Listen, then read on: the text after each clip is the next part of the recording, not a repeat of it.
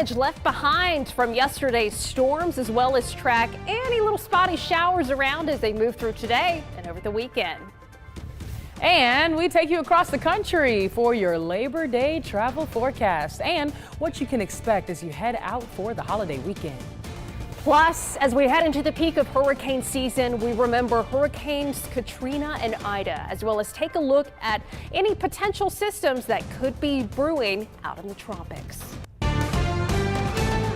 Live on your side, First Alert Weather Extra starts right now. It's a great night for football. If you're headed out to experience Friday Night Lights, at kickoff you can expect cloudy skies and a high of 81 with a 0% chance of rain. So you can leave those umbrellas at home. The temperature will stay steady throughout the night, dropping to about 76 by the end of the game. That's all for tonight's sideline weather forecast. For WBRC and Spartan 2 News, I'm Kinley Freeman. Wow. Okay, Kinley, that's all I can say. Yeah, she's good. Hire her today. Yeah, I mean, we might as well add another person to the team. If you count our weather producer, Kimberlyn, that'd make 10 of us. I know. Another woman to the group. What would it hurt? We would outnumber the men. So, Kinley, we'll be giving you a call once you graduate college. Yes, exactly. But welcome to First Alert Weather Extra tonight. Tania, we haven't been tracking quite as many storms as yesterday. No, this afternoon and evening really hasn't been too bad. It's still very hot out there. I was just out there. Yeah. And listen, if you have any evening plans, it's pretty humid and sticky. Yeah, it is pretty humid and sticky. So let's look at what we're expecting as we head into the holiday weekend. Well, obviously today, yeah, it's a First Alert weather day. But as we look ahead to the weekend, it's not going to be quite as hot. So we got that going for us. There's still going to be summer weather. There's still going to be a chance of storms, but nowhere near as steamy as it's been this week. So looking at those weather headlines, by the time we get into the weekend, it's going to be more seasonable for late August, early September, seasonably hot and humid.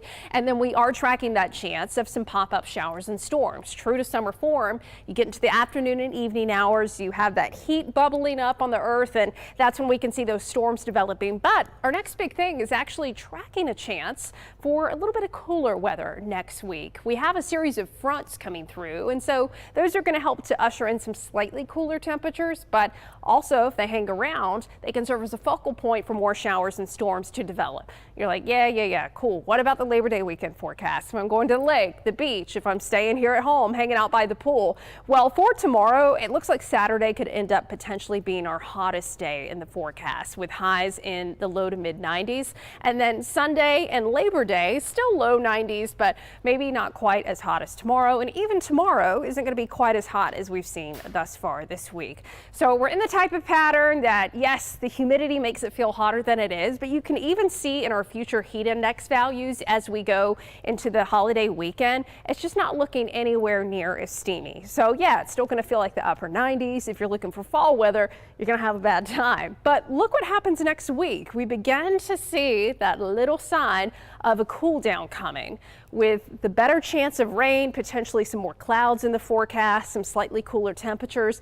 That should help to knock down the heat. So we're finally today getting to the point where our average high, the daily average high, is now back down to 89 degrees. So we could be running cooler than that as we get to the week ahead. So something to look forward to, and possibly by the time we get into next weekend, which we'll talk more about beyond the 7-day, the possibility of instead 70s in the morning, potentially 60. So certainly some things to look forward to here in the 7-day forecast as we go ahead in time. We always say this time of the year, you do have to pay attention to those morning lows, because if you have them running really high, you can't just cool down overnight.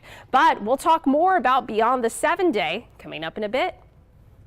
We sure will, Lauren, but we want to take you now to Alexander City, Tallapoosa County, where they are under a state of emergency tonight following severe storms that caused damage across the city.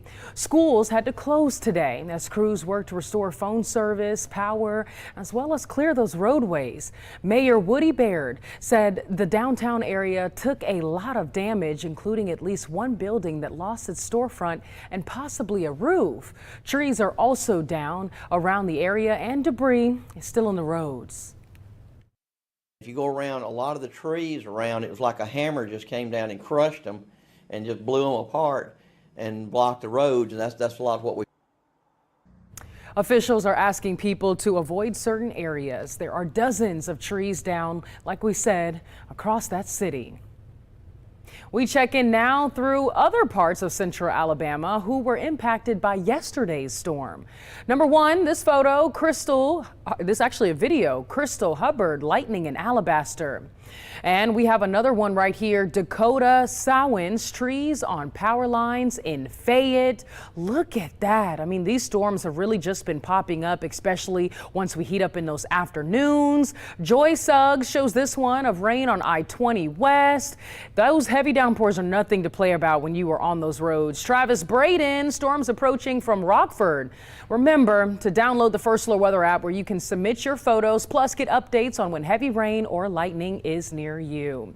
But now taking a look at that drought monitor, because yes, we've been seeing some wet areas, but many of us haven't seen much rain at all. As we look at our drought monitor across central Alabama, it's actually gotten pretty worse as we looked at that update from last Thursday. So this is this week's update from yesterday. We've got severe drought in parts of Winston County, Lamar, and into Fayette, northern Pickens.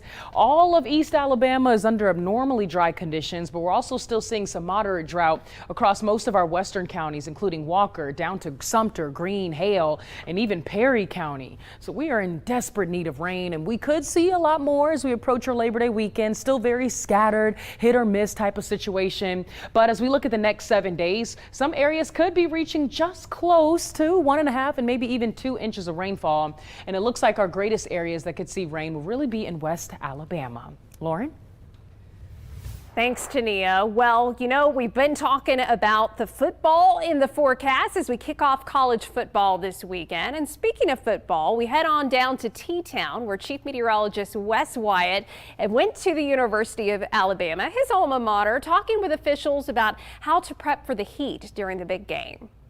You were talking a little bit about folks that are tailgating throughout the day. It's a long day. We have a lot of evening games that are happening, and it's so important for folks, not just in the stadium, but outside the stadium, to stay hydrated. Exactly. So for our fans that are tailgating on the quad, if you need police or medical or fire, we want you to look above your head at one of the light poles. Every one of those light poles is numbered, either with a W, which stands for west, or an E that stands for east. So like E13. And when you call 911, you can say, I'm at E13 on the quad, and we know exactly where that light pole is, and we can get to you quickly. Of course, we've got the Sheriff's Department that's always out there. They're always roaming around the quad, looking for anybody who needs help. So much that's going on behind the scenes, such a great effort. That's for, we're talking about hot weather right now, but of course, what about severe weather? And that time comes when you do have pop-up storms. I remember one year, I believe it was that Arkansas game. Remember we had the storm before, and we had flooding around here in some areas. That has changed so much over the past 10 years, how we prepare in the event of storm. It certainly has, and the SEC now says that we have to let everybody know when lightning is within 10 miles of Bryant-Denny Stadium. So we've got our radar, we're looking at it, and if we see a lightning strike, say 15 miles out, we start communicating. We've got lightning coming. When it gets to 10 miles out, we're really communicating. We're now communicating inside the bowl. We're letting fans know we've got lightning coming. At 8 miles, we have to cease the game.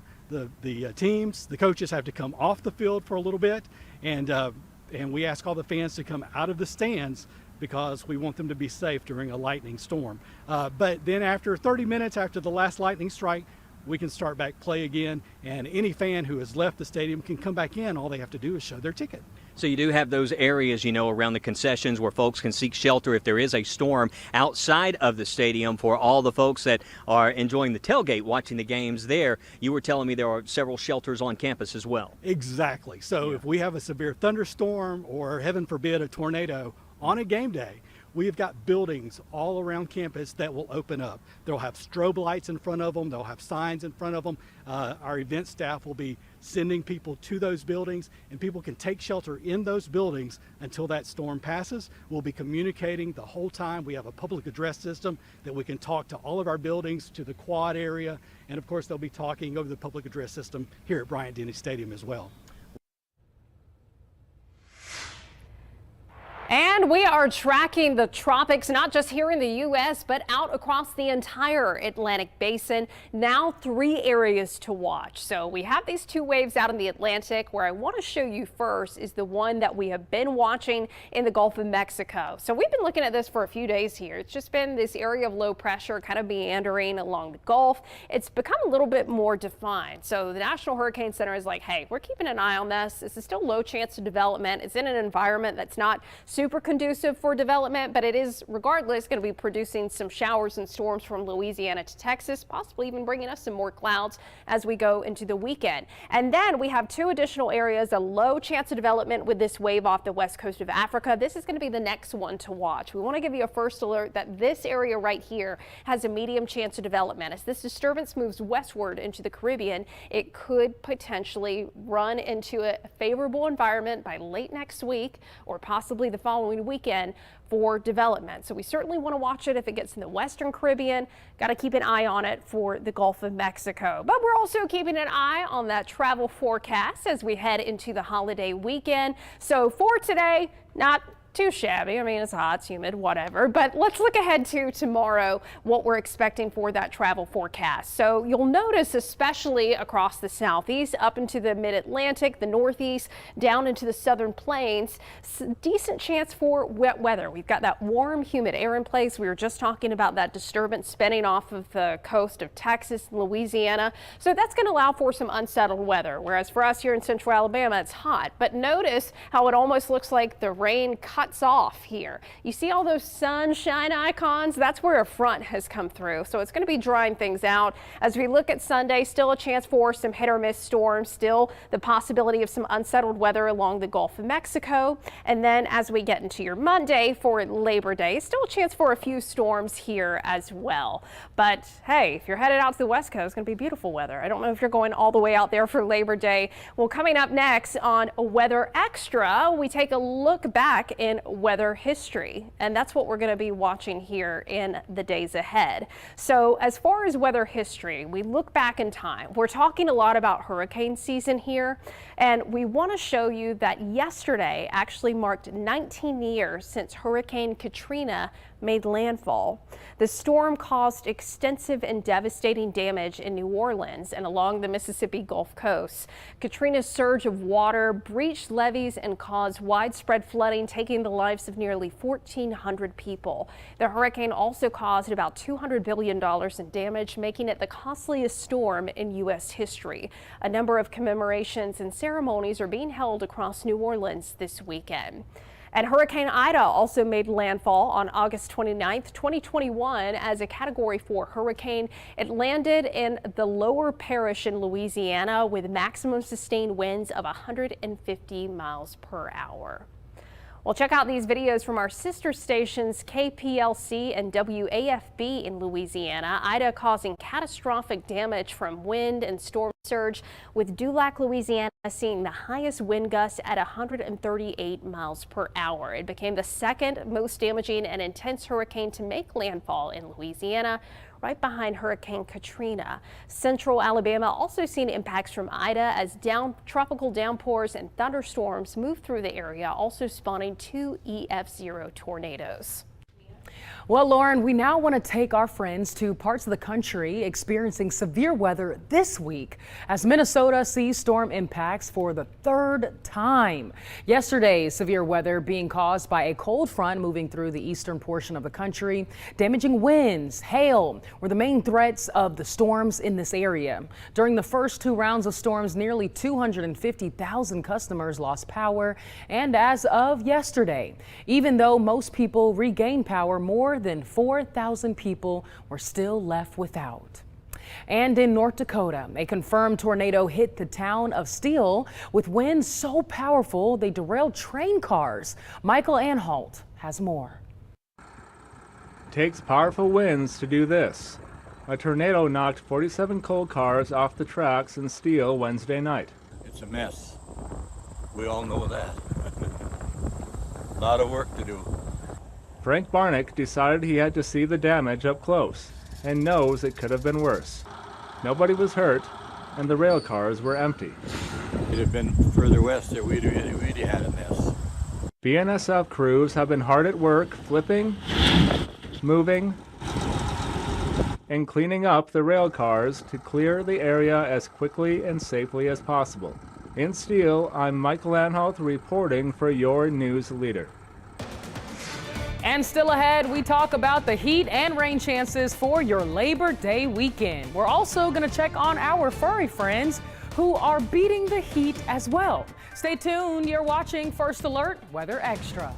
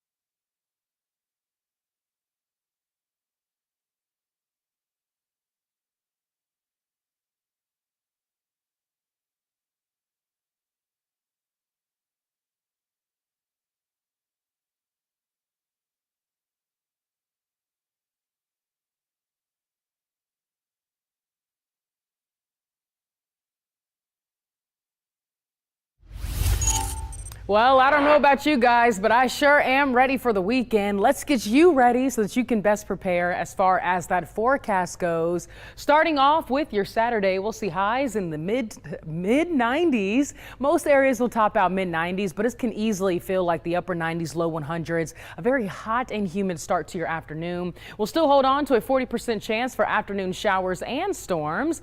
This evening, as we continue here, you'll see that there's still a possibility for a few more isolated showers and storms, if not widely scattered. But late tonight will be drying out. We'll stay dry for your early Saturday morning with some clouds around. Yes, we'll get some breaks throughout the day tomorrow, but by the time we reach your Saturday afternoon, that's when we see a better chance for those showers and storms. We can't rule out the possibility for another severe storm tomorrow, so just keep that in mind.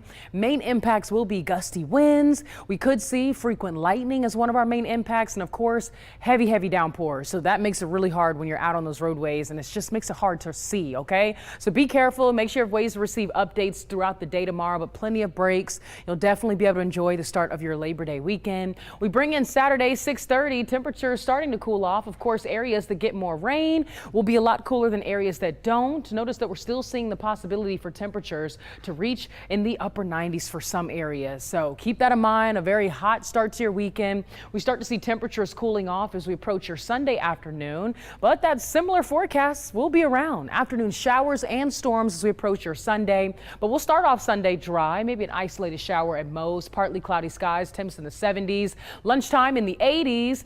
12 o'clock here, you can see that we're right at 89 in Tuscaloosa, 87 in Jefferson County, warming up for your Sunday afternoon into the lower 90s. But notice spots that are getting rain could trend a little bit cooler. So if you get some wet weather, that'll bring you some heat relief. We continue into your 7-day Labor Day, temperatures low 90s, but notice next week we've got temperatures in the 80s. I'm not sold on low 80s just yet, but I do believe that we will see that cold front bringing us some major heat relief, and we will not be seeing feel-like temperatures, cross our fingers, in the triple digits. So here's a full look at that super 7-day forecast. Overnight temps for the next several days, mainly in the low 70s. Not too shabby, but if you have plans this weekend, it wouldn't hurt to just hold on to your umbrella and rain jacket just in case. But if you have plans this weekend, maybe not to go out of town, or maybe out of your city, but not out of the state. We've got football games happening all across Alabama, and Lauren Linehan is here to tell us more about what that football forecast looks like. Yeah, because if there is one thing Tania and I are experts about, it is football. So we want to make sure you got that most accurate football forecast. We can at least tell you about the weather. Football, you're on your own. But looking at that first alert weather forecast for tomorrow for the Alabama game, if you're going over to T-Town to cheer on the Tide, like Tania said, have that umbrella just in case. There is the possibility of a few storms around at kickoff. And then as we look at Auburn as well, down on the plains, also the possibility of some isolated storms at kickoff. Otherwise, just going to be warm and humid. Warm and humid. Ugh. Well, what if we take you beyond the 7-day and show you 6 to 10 days from now? This is Thursday, September 9th through Monday, September 9th. We have that possibility of below average temperatures. As Tania was hinting at, hey, maybe we could see highs in the 80s. It looks like even next weekend could be a little bit cooler. But one thing to note, sometimes when it shows that potential for below average temperatures, that also could be because precipitation could be running above average. So we're looking at the possibility of a wetter, cooler pattern next week, and we certainly would like to see that. And I know who else would like to see it. We're not the only ones trying to stay cool in the heat. Check out these animals enjoying some sweet, cool treats at the Chicago Zoo. You can see them enjoying popsicles or taking a dip in the pool. Shoot, that's what I need to be doing this weekend. Tania, we need to get our own popsicles and take a little dip in the pool. Well, don't go anywhere. We'll have a final look at Weather Extra after the break.